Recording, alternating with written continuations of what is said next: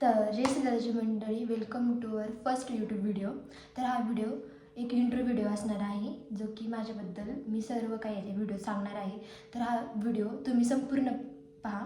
यामध्ये माझ्या वियर्ड गोष्टी किंवा मी केलेल्या काही वियर्ड थिंग्स आणि माझ्या लाईफमध्ये आत्तापर्यंत घडलेल्या काही मजेदार गोष्टी मी हा व्हिडिओ सांगणार आहे. तर हा व्हिडिओ संपूर्ण पहा. तर फर्स्ट माझा बड्डे आहे 10 जानेवारी 2006चा, आणि हा जो वीक आहे तो माझा बड्डे वीक चालू आहे. त्यानंतर चौथीला का तिसरीला असताना मी माझी बॅग जी असते ना, टिफिन बॅगच मी हरवली होती. म्हणजे लिटरली मी इतक्या टिफिन बॅग्स म्हणा किंवा वही, पेन, पेन्सिल नॉर्मली मुलं हरवत असतील माहीत नाही मला, बट मी इतके हरवलेत ना की माझ्या मम्मीने मला दुसरं दिलं आहे ते तिचं बडकपणा असं म्हणावं लागेल. नाहीतर मी इतक्या गोष्टी हरवल्यात ना लाईफमध्ये की बास रे बास. आणि विसरणं म्हणजे माझ्या रक्तातच आहे, त्यात तर काय वादच नाही. त्यानंतर आय थिंक मी 5वीला असेल, पण शाळा आहे ते वरती हायस्कूल आहे 5वी ते 10वी, आणि खाली पहिली ते 7वीपर्यंत आहे. तर मी वर्षाला गेले होते 5वीपासून. तर मी 5वीला असताना मला सायकल होती. तर मी ती सायकल नॉर्मली आपण घेऊन जातो सकाळी, मी सायकल घेऊन गेले. आणि त्याच्यानंतर मी शाळा सुटली, आमची सगळं काही झालं, शाळा सुटली आणि मग मी घरी यायला निघले.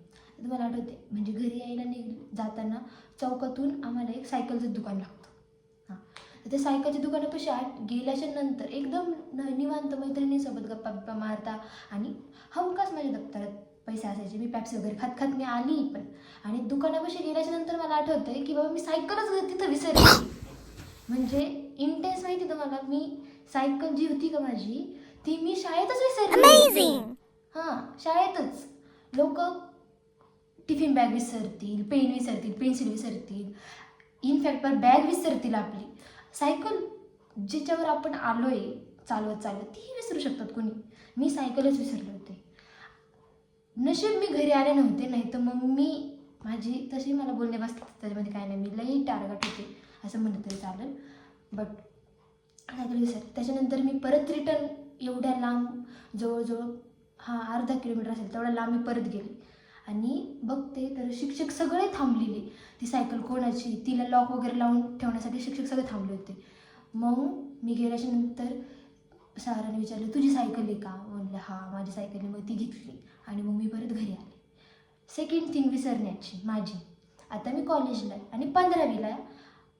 आत्ता सध्या मी 15वीला आहे. 14वीला असताना मला पप्पांनी, मी कॉलेजला कधी गाडी घेऊन गेली नाही, नॉर्मल कधी त्याच्यावर लई कंटाळा आला तर मी गाडी घेऊन जायची. तर गाडी घेऊन गेलेली मी एकदा कॉलेजला. पेपर होता आमचा, आणि पेपर होता 2 ते 4च्या दरम्यान. तर मी 2 ते 4 वाजेपर्यंत पेपर लिहिला. पेपरला गाडी घेऊन गेले आणि पेपर लिहिला.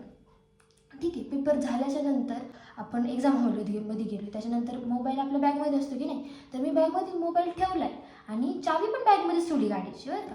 मोबाईल काढला आणि मी आणि माझी एक फ्रेंड आहे समीक्षा म्हणून, आम्ही चाललो पायी नाही का. आम्ही पार पेट्रोल, म्हणजे ते कॉलेजपासून पेट्रोल भरपूर लांब आहे, पेट्रोल पंपापर्यंत आलो. तरीही माझ्या लक्षात नाही की मी गाडी नेलेली आहे. गाडीचं लक्षातच नाही माझ्या. आणि मी आले आणि नंतर मी म्हणते चावी गाडीची आहे. आणि नंतर मला वाटते की बापरे, गाडी माझी कॉलेजला, मी आली पायी. म्हणजे गाडी देऊनही मला उपयोग नाही, मी गाडीसुद्धा कॉलेजमध्ये विसरून आले होते. म्हणजे लिटरली विसरण्याची मला एक सवय जावं की मी बाबा विसरू शकते. पण मी स्टेज ऑफ लाईफ म्हणताना तर मी 1ली ते 7वीपर्यंत एकदम डॅशिंग 8वीपर्यंत म्हणलं तरी चालेल, मी एकदम डॅशिंग होते. मला लोकांचा काही फरक वगैरे पडत नव्हता. बोलले तुमच्यामध्ये, मी माझ्या मस्तीमध्येच राहायचे. बट त्याच्यानंतर 9वी ते 11वी 12वीपर्यंत म्हणलं तर मी अशी होते की माझं एकटीच एक वेगळं कोणाच काही पडत नव्हतं. म्हणजे असं म्हणजे घरच्यांचं पण नाही असं काही नाही, मी एकटीच झुंजीत राहायचे, असं होतं. आणि आत्ता मी आत्ताच्या स्टेजला आहे 13वी 11वी 13वी 14वी 15वी. तर मी आता अशी की मला सगळ्यांचाच पडतो.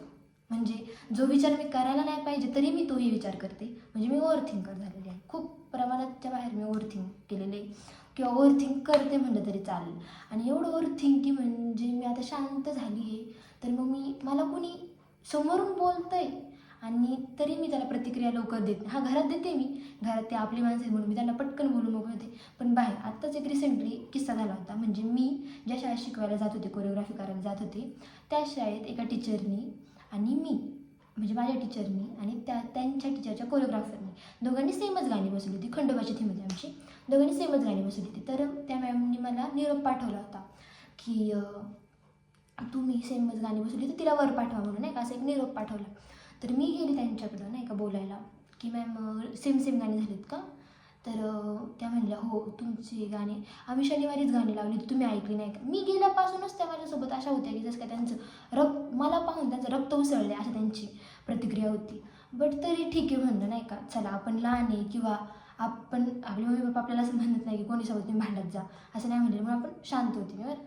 तर त्या गेल्याबरोबर त्या म्हणल्या की नाही का हां तुम्ही गाणं ऐकलं नाही का, शनिवारी तू आली नव्हती का? म्हणलं मी नव्हते आले शनिवारी आणि मला माहीत पण नाही का काय सेनोरेट आहे. आणि त्या मॅमची माझ्या टीचर ज्या आहेत ज्यांच्या थ्रू मी गेलेली त्यांची थोडीशी रायवल्सीच होती, नाही का, असं नाव नाही सांगत मी, बट त्यांची रायवल्सी होती, नाही का. तर मग मी त्यांचं ते झाल्याच्या नंतर त्या मला बोलल्या की बाबा तुम्ही हे सगळं जे गाणं आहे ते चेंज करा किंवा आमच्यासारखं घेऊ नका, असं त्यांनी मला ॲटलिस्ट सांगितलं असतं तर मी एक्सेप्ट केलंच असतं ना. तर तसं नाही, त्या मला म्हणतात की नाही का तुम्ही हिचं गाणे सेम झाले, तुम्ही ऐकलं नाही का? मी म्हणलं ठीक आहे, मग तुमची गाणी सांगा मला, मी थीम तीच ठेवते पण गाणी चेंज करते. ओके, थीम तीच ठेवते बट गाणी चेंज करून टाकते त्या गाण्यातली किंवा नाव वेगळं देते माझ्याला, नाही का. तर त्यांनी तेही केलं नाही. जवळजवळ माझ्यासोबत आलेल्या मॅडम त्यांना बोलल्या, मी त्यांना बोललं गाणी सांगा, तर त्यांनी सांगितली नाही. नंतर मग एका त्यांच्या स्टुडंटला विचारतात की तुमची गाणी काय आहेत, नाही का. तर मग त्यांनी सांगितलं, त्या मुलगी विचार करत होती आमची गाणी काय. तर मी तिला नॉर्मल म्हणलं तुला गाणं आठवत नाहीत का, म्हणजे गाणी काय ते तुला आठवत नाही का? तर त्या माझ्यावर अशा डायरेक्ट बोलतात की नाही का आठवत नाही का, म्हणजे आम्हाला नाही सांगायची, तू कोण, आम्ही तुला काय सांगू, हे काय. म्हणजे तुम्ही बोलण्याची एक ट्युनिंग असते, तुमच्यासमोरचा व्यक्ती तुमच्या लेवलचा नाही आहे, तो तुमच्यापेक्षा एजनी पण लहान आहे, मग तुम्ही असं बोलायला नाही पाहिजे ना. तरीही मी त्यांना एवढं प्लीट करून हळू व्यवस्थित सांगत होते की बाबा मॅम तुम्ही माझ्याशी असं बोलू नका, मी तुमच्यापेक्षा किती नाही म्हणते लहान आहे, मुलं पाहत होते. आणि जे मुलं माझ्यासोबत आली होती त्यांना मी वर्गात काढून दिलं, म्हणलं नको त्यांच्यासमोर नको हे सगळं. आणि त्या मॅम चल फूट आणि हे चालणार नाही, आणि तू माझ्याकडे आलेली मी तुझ्याकडे आली नाही, आणि ही सगळी त्यांची लँग्वेज, म्हणजे तुम्ही शिक्षक असून माझ्यासोबत असं बोलताय. आणि तरी देखील मी त्यांच्याशी शांततेत बोलत होते, म्हणजे मी लिटरली शांत झाली, समोरचा व्यक्ती माझ्यासमोर भांडतोय तरी देखील मी शांततेचं उत्तर देते की नाही ठीक आहे, म्हणजे आत्ता मी एवढी शांत झाली. हां घरातल्या बाबतीत नाही, ते आपले म्हणून एवढं नाही काय करणार, बट बाहेरच्या बाबा मी शांततेतच हां ठीक आहे ओके तुम्ही माझ्यातच, जास्त भांडायचं नाही, जास्त काय नाही काय, म्हणजे एवढा मला आता दुसऱ्यांचा फरक पडत नाही, म्हणजे एकदम शांत. त्यामुळे हा एक वीक पॉईंट झाले की मी लोकांचा जास्त विचार करायला लागले, तो मी केला नाही पाहिजे. लोकांचा जास्त विचार करणं पण चुकीचं आहे मला असं वाटतं. आणि त्यानंतर हा व्हिडिओ जर तुम्हाला आवडला असेल तर प्लीज लाईक शेअर सबस्क्राईब करा आणि माझ्या यूट्यूब चॅनलला हाईप पण द्या. Thank you for